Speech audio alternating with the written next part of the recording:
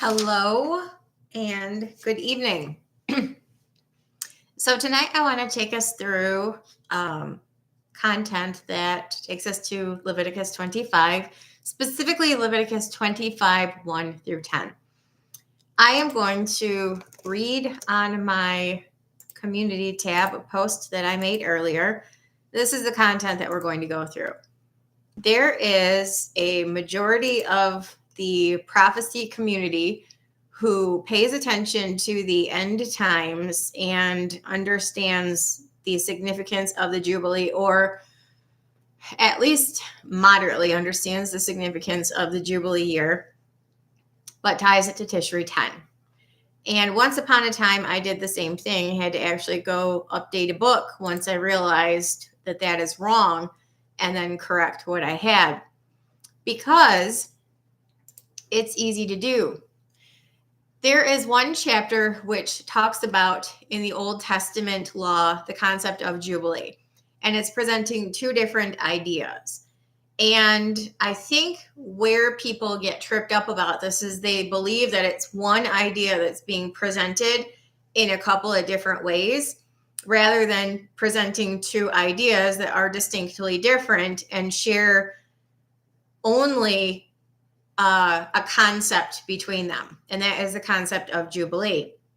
You have a day in view, which was forward looking to a singular event, which would happen in the New Testament when Jesus came. And you have a sequence of time that is developed from a starting point and will find significance in future prophecy unrelated to the first coming, where the first concept found its fulfillment. So you have two different ideas that have starkly different time periods associated, starkly different circumstances, starkly different everything. And the only mutuality they share is that both are related to Jubilee. Because people miss the fact that it's two separate and distinct things, and they try to lump it together, they arrive at the wrong starting point for the calculation of Jubilee years. So what I want to start with here is understanding when Jubilees begin. We're going to develop the first idea, put it to rest, and then go to the second idea. Again, the only mutuality these two things share is that they're both in concept related to Jubilee, which is why they're in the same chapter. However, they are two very different things. So the first thing we're going to do is related to the years, and we're going to follow that line of thought through, figure out when they begin, which is not Tishri 10.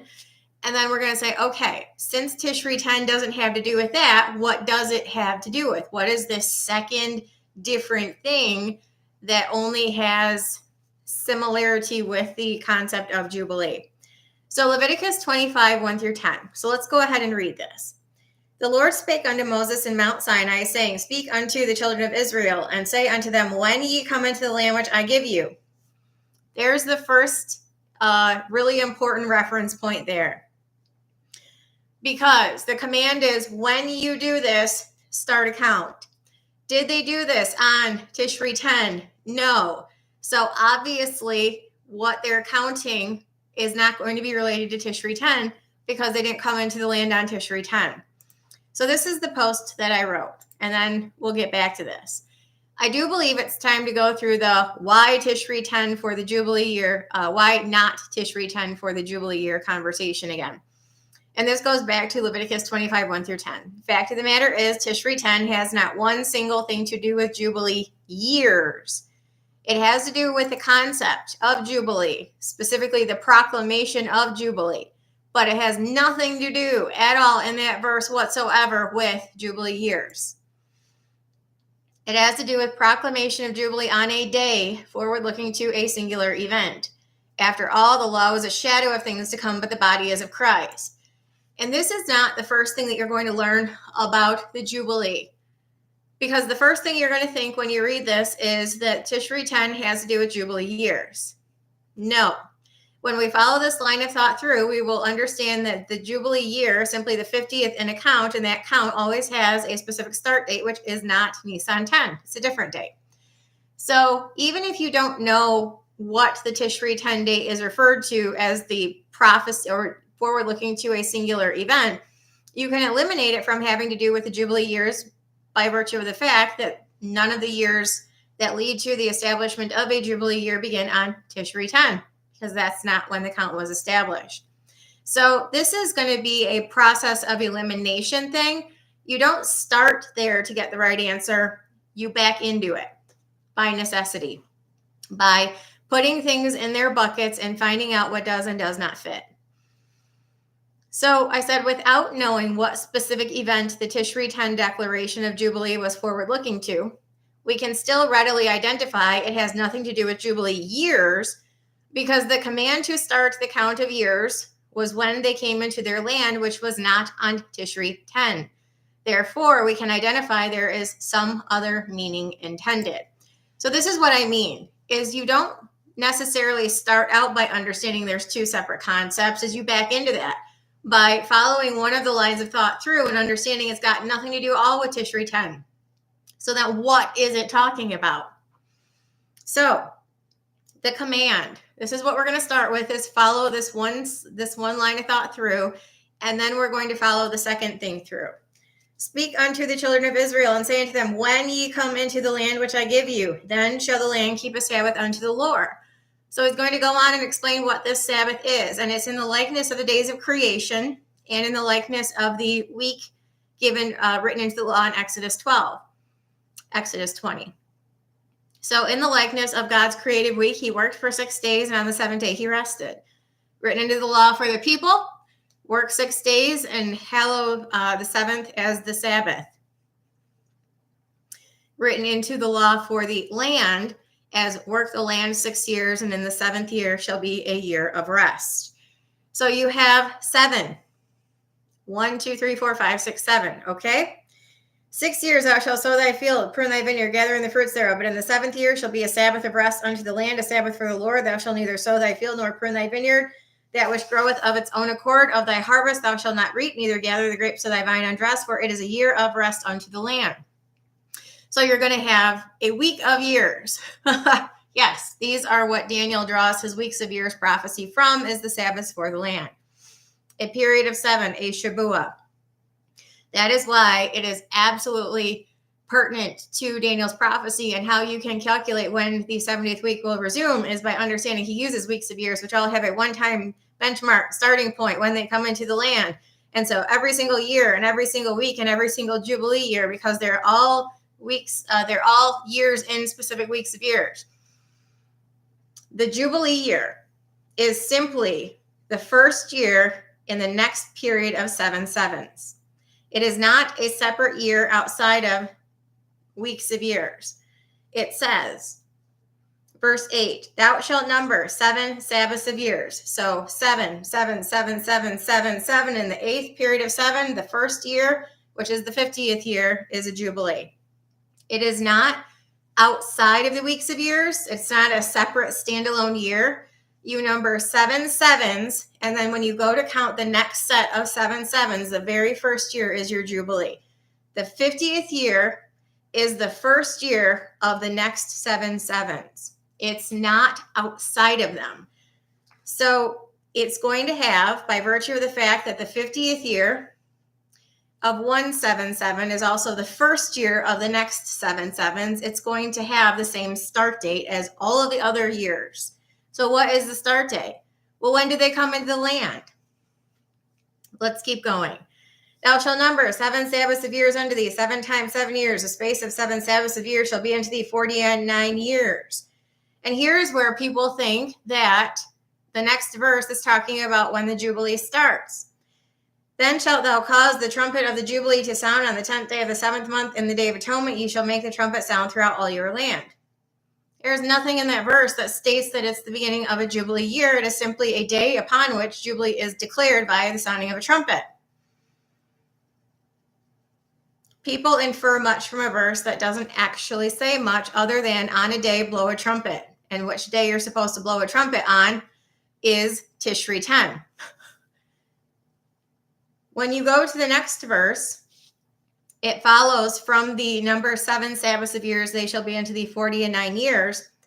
And ye shall hallow the 50th year and proclaim liberty throughout all the land unto the inhabitants thereof. Different from the verse before, because there was one day in view, well, that people are supposed to blow a trumpet and declare liberty or jubilee, versus an entire year that is dedicated to the declaration of jubilee via restoration to rightful ownership. So you have a day and you have an entire year. Now, the year is going to follow the pattern that was established for the weeks of years, because again, the 50th is simply the year one of the next period of 7 7s. So if they have a one-time benchmark starting point, then every single year in a week of years is going to have the same start date, just like every single year in our calendar has the same start date, January 1st. So for this specific purpose, the calendar or the starting point was to begin when you come into the land. When do they come into the land? Joshua 4:19.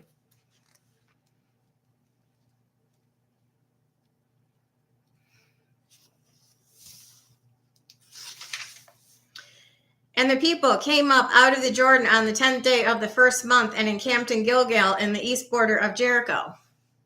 It is not the 10th day of the 7th month that they came into their land. It is the 10th day of the first month.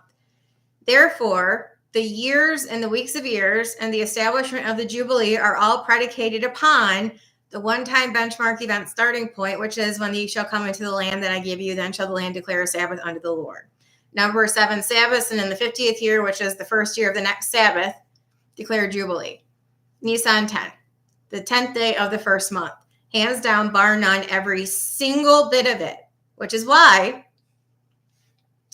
you know, since Daniel is using these weeks of years, that all his weeks of years are going to have that Nisan 10 day also, which means that the going forth of the commandment to restore and to build Jerusalem unto the Messiah the Prince, given in the month Nisan and Nehemiah 2, unto the Messiah the Prince, Nisan 10, Palm Sunday.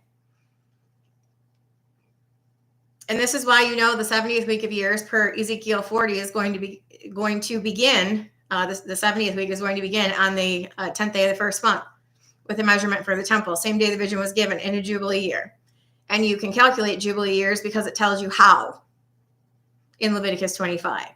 Based on the one-time benchmark event starting point, Nisan 10 of whatever that year is, and every 50th year is a Jubilee year. Not current year plus 50, because that would be 1 plus 50 is 51. It's 1 plus 49 to get to the 50th year. So there's a way to count. There's a way to figure it out. I got lots of charts that show how easy that is. So where this brings us to is the misunderstanding that there are two specific and separate things in view with Leviticus 29, which relate, slow down. There are two specific and separate things that are in Leviticus 25 that relate to Jubilee. The first is the Jubilee year, which begins on Nisan 10. Because the one-time benchmark event starting point, as bookmarked to Joshua 4:19, is that the count begins when they come up out of the Jordan and camped in Gilgal. 4 days later, in the next chapter, they celebrated the Passover, and then the manna from heaven ceased, and then there was a 7-year conquest for the land of Canaan, etc., in the book of Joshua. But the command to number 7 Sabbaths of years, and ultimately to declare Jubilee in that 50th year, when you shall come into your land. Very simple. So you go, look, when did they come into the land? 10th day of the first month. Okay. So the Jubilee years, every year in a week of years, every week of years, and every Jubilee year, which is simply another year in a week of years, all have a Nisan 10 start date, every single one of them. Again, works into Daniel's prophecy. How you know and can validate in scripture what to look for is that you have a beginning and an ending point on Nisan and Nisan 10 for the first 69 weeks of years, and the 70th week of years starts on Nisan 10 in a Jubilee year and ends in the first month per Joel 2, which is Nisan. So if not specifically stated to be Nisan 10, it is the month Nisan for all 4 of Daniel's reference points. Beginning of the weeks of years at all, end of the first 69. Beginning of the 70th, end of the 70 weeks at all in scripture. Nehemiah, Matthew, Joel, and Ezekiel, if not specifically stated to be in the, Nisan 10, in the month Nisan. And that is why, because he's using Leviticus 25's count, the one-time benchmark event starting point, the weeks of years, the periods of 7. So that leaves us with a blank spot here. If and since, that is how the years and the weeks of years and the jubilees work with the Nisan 10 date, which is why I say Nisan 10 is hard-coded into prophecy as the day upon which the 70th week will begin. The year, that's a separate conversation. But Nisan 10 is hard-coded into this. So that leaves us with a blank spot, which is Leviticus 25:9. There is a separate day upon which they were given a command to sound a trumpet and declare Jubilee. It had nothing to do with the Jubilee years. It was a separate command in the law. On the 10th day of the 7th month, in the Day of Atonement, you shall make the trumpet sound throughout all your land. So the first question I would ask you is, what's the trumpet related to in the New Testament? Because the law, having a shadow of good things to come, but not the very image of those things. The law points to the image, which is Christ. What does Colossians 2:16 and 17 say? Let no man therefore judge you in meat or in drink or in respect of an holy day or of the new moons or of the Sabbaths. They are a shadow of things to come, but the body is of Christ. The law was forward looking to Christ. So you're maybe not readily going to know this unless you study it out.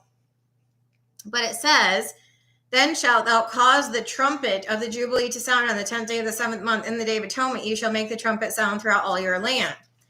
Well, let's take a look at this. Because we know from Leviticus 23 that the Feast of Trumpets was a memorial of the blowing of trumpets. But there's nothing in the law that states that on the Day of Atonement, there was to be trumpet blowing at all. So why would there be a legal command in Leviticus 25 to cause the trumpet of the Jubilee to sound on the 10th day of the 7th month? In the Day of Atonement, you shall make the trumpet sound throughout all your land. That's not part of the feast day. Let's read it. Leviticus 23:26. The Lord spake unto Moses, saying, also on the 10th day of the 7th month, there shall be a day of atonement. It shall be a holy convocation unto you. You shall afflict your souls, offer an offering made by fire unto the Lord. You shall do no work in that same day, for it is a day of atonement, to make atonement for you between the Lord your God. For whatsoever soul it shall be that shall not be afflicted in that same day, he shall be cut off from his people. It tells them that it shall be a Sabbath. They're not to do any work. It shall be a statute forever throughout their generations and their dwellings. It shall be a Sabbath of rest. You shall afflict your souls. In the 9th day of the month at even unto even, you shall celebrate the Sabbath. So there's nothing in the law that said that anything regarding trumpet blowing was supposed to occur on the Day of Atonement. So this is a separate command to do this, apart from holding it as like their most holy day, to do a 24 or 25-hour period of fasting. This has some other implication forward-looking to a period of time. What is it forward-looking to? Okay, so in Leviticus 23, we note the absence of trumpet blowing on the Day of Atonement. So, curiously, we should be asking, why the introduction of a trumpet? What is it about the trumpet sounding Jubilee that bears significance? And what is it about the Day of Atonement that bears significance?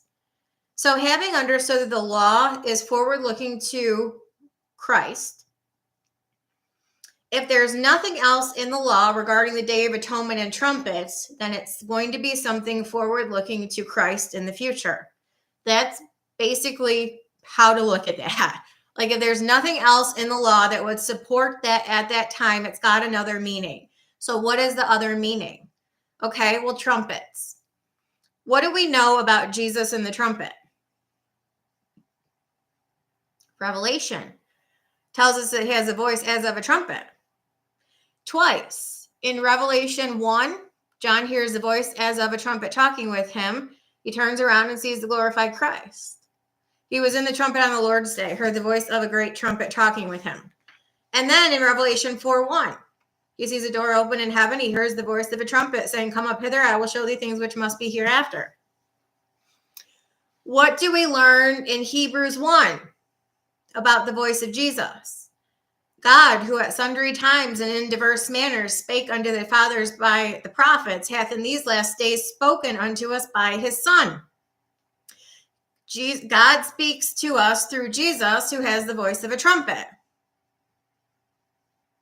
So, is it possible that the causing of the trumpet to sound is forward looking to the incarnation of Christ, who has the voice of a trumpet, who was speaking to the people in some manner, and what manner he was speaking into them to had to do with the declaration of Jubilee and the Day of Atonement.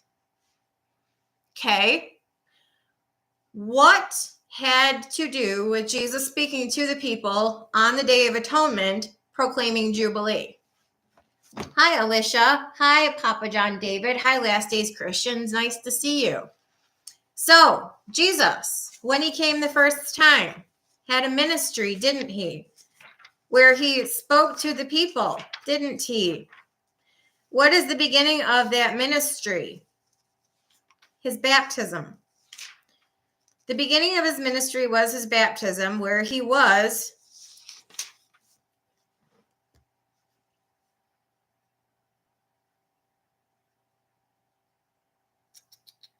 baptized by John the Baptist in the river Jordan.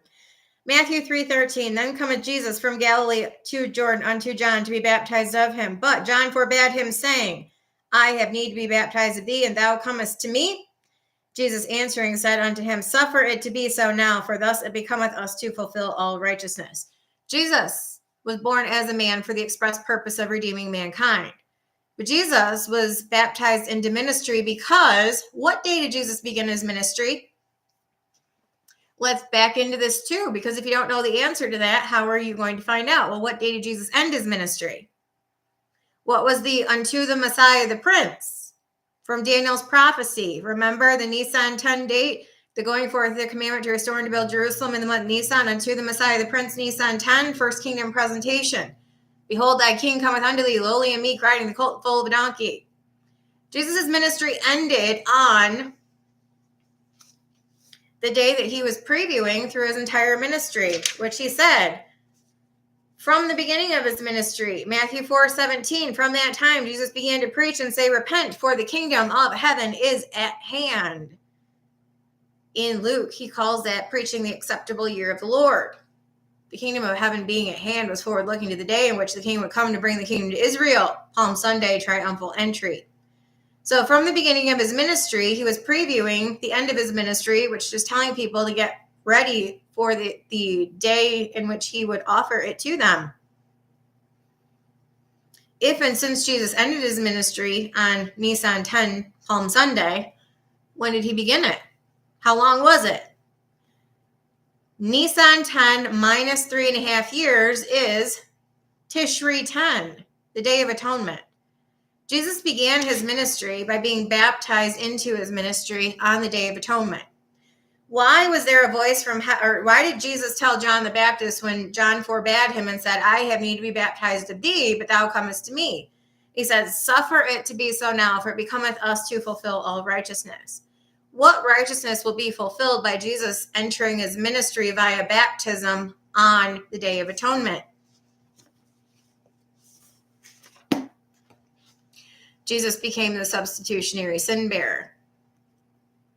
At that point, the point of being baptized into ministry was being professed in type and shadow, the scapegoat from Leviticus 16. Leviticus 16:5.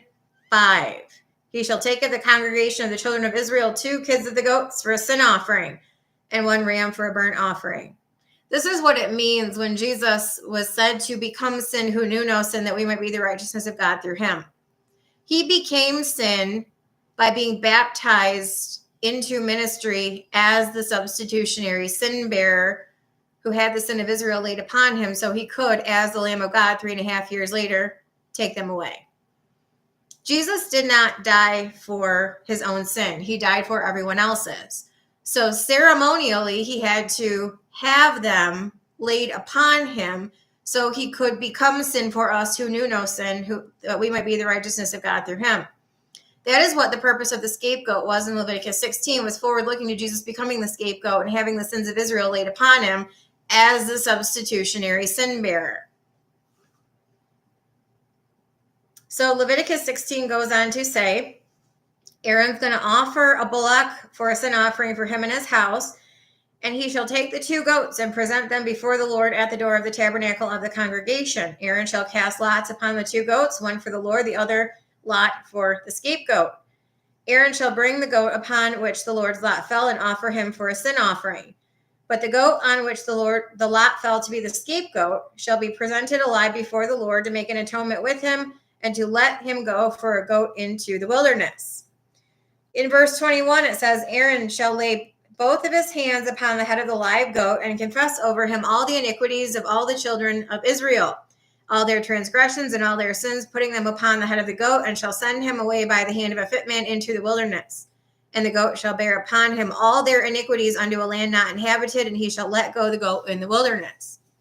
Well, what was the first thing that happened after Jesus was baptized and assumed the role of the scapegoat by having John the Baptist profess all the sin of Israel over his head?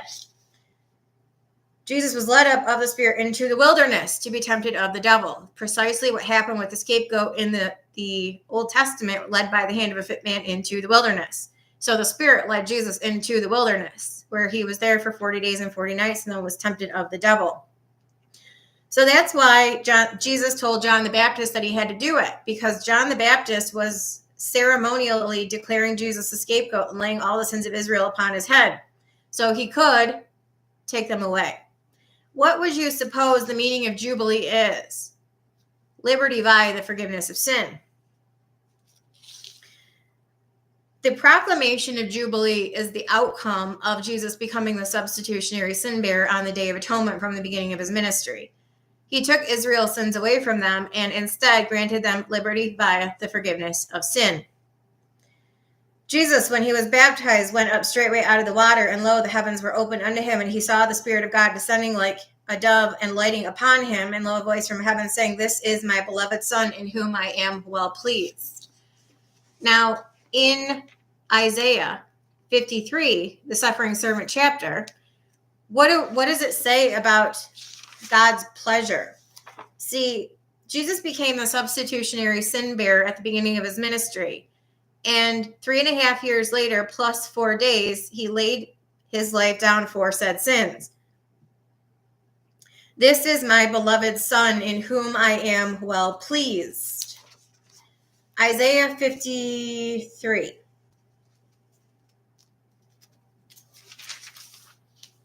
Yet it pleased the Lord to bruise him.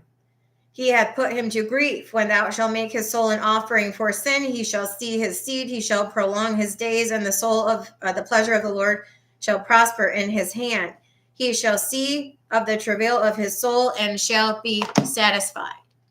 This is my beloved Son, in whom I am well pleased, because the pleasure of the Lord prospered in Christ by taking the sins from the people upon himself and dying for them.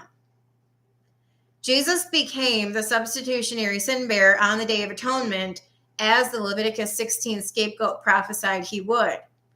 On that same day, the Spirit rested upon him like a dove.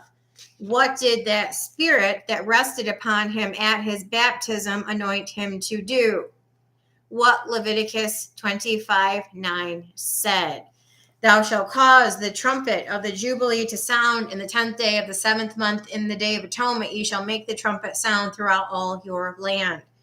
What did the Spirit that rested upon Jesus at his baptism allow him to do? I'm going to paste these links in the description box of this video. I have an interlinear study in front of me of Leviticus 25:10's word Jubilee. It is the same word used in Leviticus 25:9, but if you actually do a Greek word study, the word Jubilee is not in the Greek manuscript in Leviticus 25:9. it says, thou shalt cause the trumpet to sound on the 10th day of the 7th month. In the day of atonement, you shall make the trumpet sound throughout all your land. It doesn't actually say of Jubilee. That was added into the King James to make clear which trumpet is being sounded. When you go into Leviticus 25:10, you get the word gotta find it. Yaubel. Yaubel. That is the Hebrew word for Jubilee in Leviticus 25:9 and 10. And the interlinear study to the Greek is the word aphesis. And it says, release from bondage or imprisonment, forgiveness or pardon of sins, remission of the penalty. That is if you guys are interested in doing a concordance study, it's G859.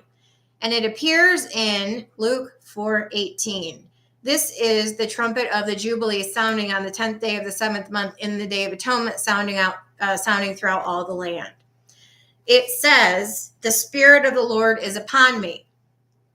This is red letter. Jesus is speaking. Well, when did the Spirit of the Lord rest upon him? At his baptism. For the express purpose of doing what? Proclaiming Jubilee. The trump proclaiming Jubilee on the 10th day of the 7th month from the baptism. Liberty via the forgiveness of sins, the offset of which is granting grace by I think I said that wrong. Becoming the substitutionary scapegoat, the offset of which is granting liberty via the forgiveness of sins. So he had to become the scapegoat first. He became sin who knew no sin. And then what did he do for those whose sin he took? Granted them liberty via the forgiveness of sins. The Spirit of the Lord is upon me because he hath anointed me to preach the gospel to the poor. He has sent me to heal the brokenhearted, to preach deliverance to the captives, the recovering of sight to the blind, to set at liberty them that are bruised. From the day of atonement until when? To preach the acceptable year of the Lord. Plus 3.5 days, the unto the Messiah, the Prince, Nisan 10. When the king came to bring the kingdom to Israel, and they rejected him. 4 days later, he went to the cross, died for the transgression under the old covenant. It is finished. That is Daniel 9:24's first of 6 purposes for the 70 weeks, to finish the transgression against the old covenant, and then to permanently shut it up so that it could never be transgressed again, and to offer new covenant instead, liberty via the forgiveness of sin, where every single person has the ability to come to God through Christ. Liberty via the forgiveness of sin. So that is what Paul talks about all the time, where we're not under the bondage of sin and death, but the law of liberty hath made me free. Is exactly. Liberty, liberty, liberty. That's what Jesus came to do, was set the captives free. He tried it under old covenant and they rejected it. So he put the old covenant away, offered us a new one, where we come to him by grace through faith. So I will paste the links to the interlinear study and to the concordance word to show you how the Old Testament concept of Jubilee translates to the New Testament liberty via the forgiveness of sin. And there was a command to sound the trumpet of Jubilee on the 10th day of the 7th month in the Day of Atonement. You shall make the trumpet sound throughout all your land, because Israel was supposed to look for the ministry of her Messiah on the 10th day of the 7th month. He was baptized into it, became their scapegoat, offered them Jubilee. And then 3.5 years after that, it was the unto the Messiah, the Prince. It was, behold, thy king cometh unto thee, lowly and meek, riding the colt full of a donkey. And they rejected him. And then he went to the cross. Lots of things happened as a result. But Leviticus 25:9 has nothing to do with Jubilee years. It has to do with the day Christ began his ministry to and for Israel on the Day of Atonement, becoming the scapegoat and offering them liberty via the forgiveness of sins instead. The offer has always been there. What people do with the offer is up to them. But the offer has always been there from Jesus to the people. So when people say the Jubilee year starts on Leviticus 10, gosh, man.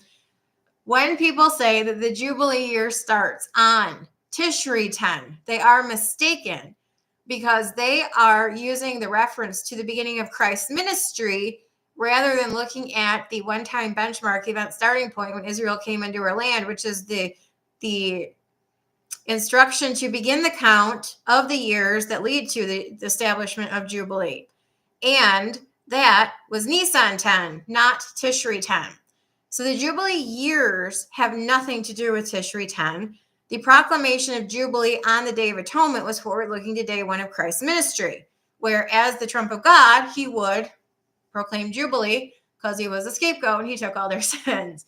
So there's two very different concepts being expressed in Leviticus 25. One has to do with a count of years beginning with a specific event, which was their entry into the promised land.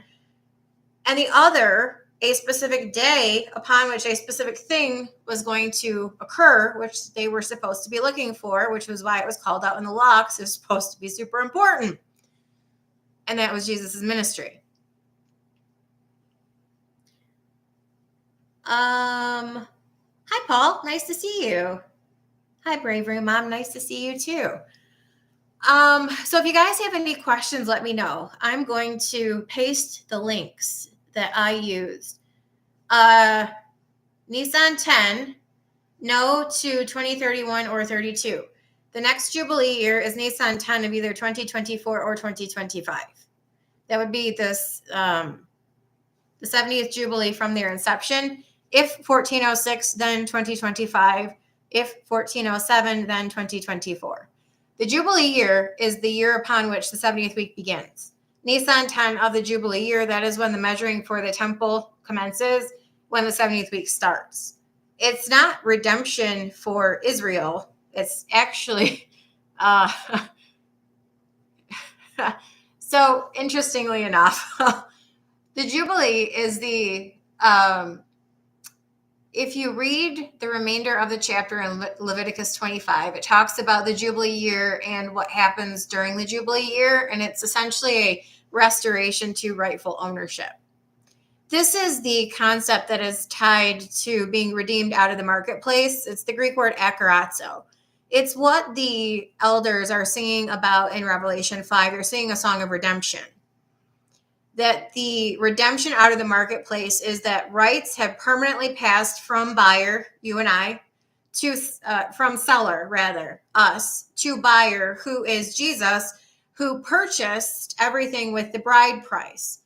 This is what it means to be not our own. We were bought with a price, that our body is not ours. That is specifically what Paul in 1 Corinthians 6:9 says.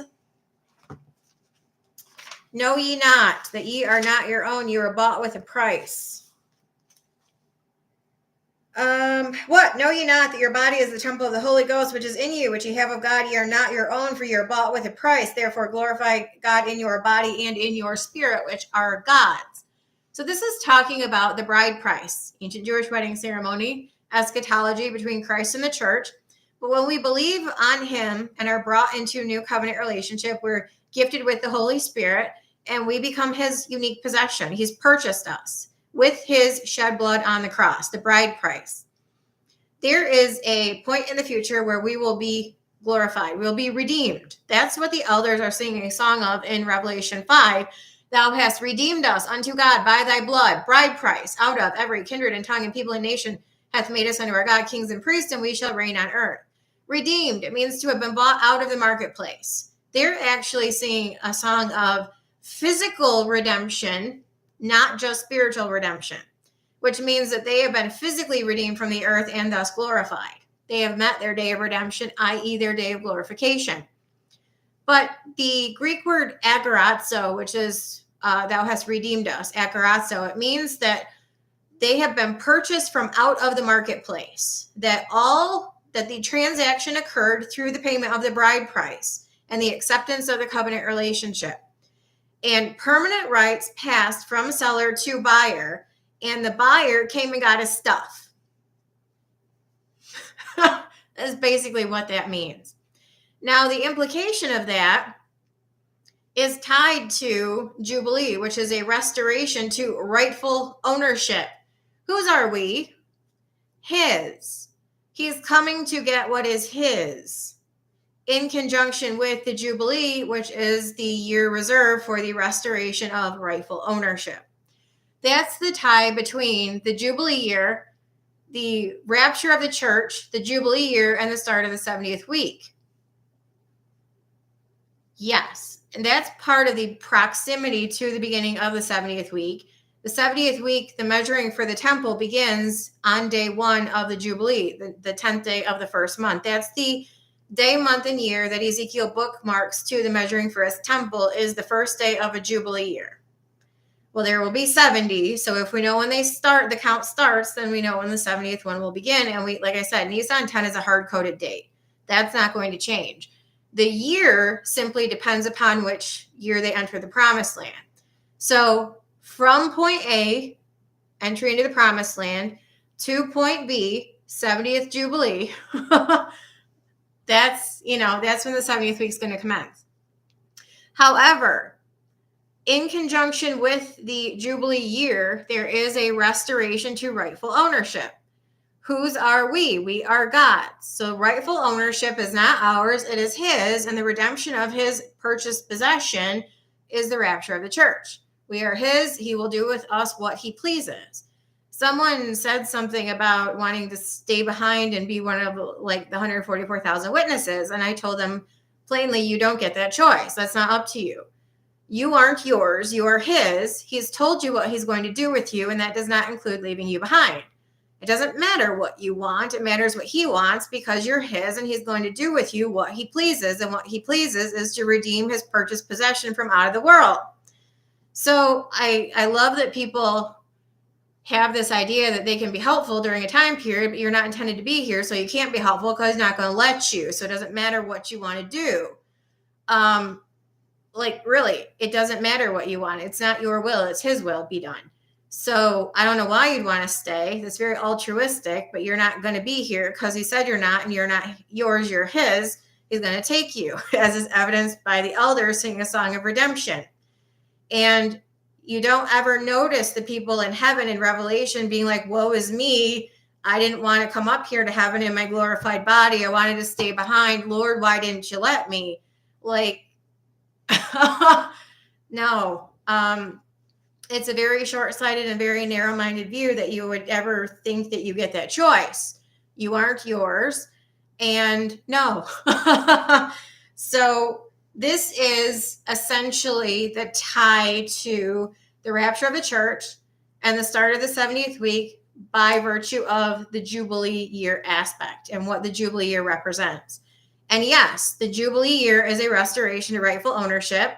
We are his. He's going to redeem us and come get us from out of the marketplace, very literally take his possession away from where it is to where it should be and glorify it in the process.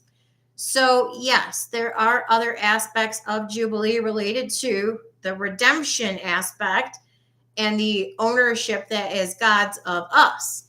So yes, whether it's precisely on day 1, like we get taken and then the 70th week starts later the same day, I don't know. What I will say is both of those are Jubilee related things. Jubilee year related things, more specifically. Nisan 10. So the rapture / trib could begin with the Jubilee year. The 70th week absolutely will. It's whether the rapture will happen on the same day or slightly before. That I don't know, but it is a Jubilee aspect. Absolutely. Jubilee year aspect. You're welcome. I hope it's this April too. So it's going to be either this year or next year. Let's take a look. timeanddate.com.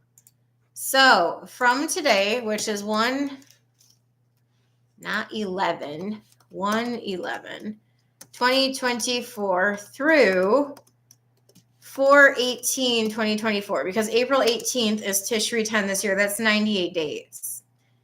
If it is not this year and it is next year, it's April 8th, and that is 453 days away. Not too far. That's how we really need to look at it, is like people think that because we have free will right now that we have free will over everything. The only free will that we have to decide our eternity is to believe in the Lord Jesus Christ and be saved. Beyond that, your eternity is not your own to decide anything about. Nothing is yours to decide anything about except for the moment that you are in at this present time. You don't get to decide your future. You don't get to know how many days you have. Like people think that they've got control over a lot that they don't actually have control over. Control is an illusion. Control is absolutely an illusion. So yeah, it's weird. Feel like I'm sitting on the shelf waiting for him to pick me up on layaway. Kind of. I mean, but we know it's going to happen. We're just waiting for it. I mean, yeah. This year or next. Hi, Owl. Nice to see you. It's so cool to hear this year or next. I know. And it's weird because like every day I go to work and I do my job and I'm like, if you guys only knew what I know, but I can't I can't like go around just talking about things that aren't welcome in the workplace. That's one of the things that's tough for me is not all conversations are welcome in the workplace. And I would probably be fired if I started talking about this stuff. It's just not, I mean, it's just not acceptable language. But people that I work with, you know, that I have on social media and stuff know that I write books and stuff, maybe not specific subject matter, but it's like, it's like, yeah, we come to work and we do this stuff, but at the end of the day, like, it all doesn't matter because I mean, it just all doesn't matter. But in a business, like you have to keep it going, right? While we're here. But it's very strange to live in this world in my head and to live in the world out there, like real life, because you realize that you don't buy green bananas anymore. You realize how trivial and meaningless a lot of it is and how much we just go through the motions and how much there is bigger and better in the near future for us. And it just like it makes a lot just totally meaningless. Occupy. Yep. Occupy. Like make loose plans, hold very loosely to the earth. Like do what you got to do. But yeah, it's tough to go about the normal business when your mind is elsewhere. But we do it because we're here and we make the most of the days that we're given. Redeem the time because the days are evil. That's what it says. Like make the most of the time that you got because you don't know how much you have. So, but yeah, we do seem to be like-minded. It's very encouraging. Very happy to see all of you guys. But that's all I had for you tonight. So if you guys have any questions, comments, or feedback, let me know. But long story short, Tishri 10 ain't got a dang thing to do with the Jubilee year. It had to do with the proclamation of Jubilee by the trumpet, who was Jesus. Forward looking to the first day of his ministry, where he assumed the role of the scapegoat, Leviticus 16, became sin who knew no sin, that we might be the righteousness of God through him. And because he had just taken the penalty of everyone's sin upon himself, agreeing to lay his life down for it in the future, he granted liberty via the forgiveness of sin. Jubilee, because the Spirit anointed him on and at his baptism on the Day of Atonement to do such. Luke 4:18. So like I said, I will paste those links in the description box so you guys can review what I was doing with word studies if you're interested. But the word for Jubilee in Leviticus 25 is Yaubel, and the Greek counterpart in the New Testament is Ephesus, which points directly to, among other verses, but it points directly to Luke 4:18, which was, once again said, the Spirit of the Lord is upon me, because he hath anointed me to preach Jubilee, preach the gospel to the poor. He has sent me to heal the brokenhearted, to preach deliverance to the captives, and recovering of sight to the blind, to set at liberty them that are bruised, and to preach the acceptable year of the Lord. So that's why when people say, it's Tishri 10, take a look at what I wrote, Tishri 10, I'm like, no, I'm not going to, and that's wrong. Change your date to Nissan 10, and then maybe I'll take a look. But until people get the Nissan 10 thing right, I ain't looking.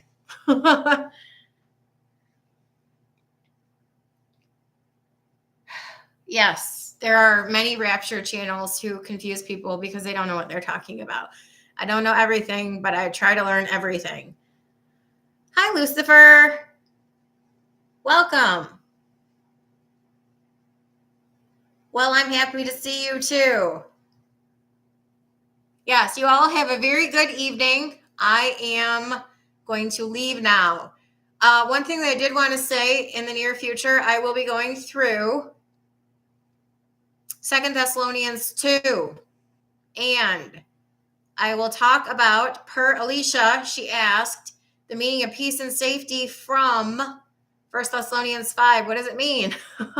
What's it tied to? I'll go through that too. So a couple of things forthcoming from the books of 1st and 2nd Thessalonians. 2nd Thessalonians 2 is probably the most taken out of context chapter in the New Testament. We'll go through that. Actually wrote a book about it. It's called Departure, Desolation, Delusion. What's it about? Not what people think it is. So I'm going to leave you with that. Have a wonderful evening. Thank you all for being here and or listening after the fact. I'll paste links in the description box. Do some word studies. Have a good night, everybody.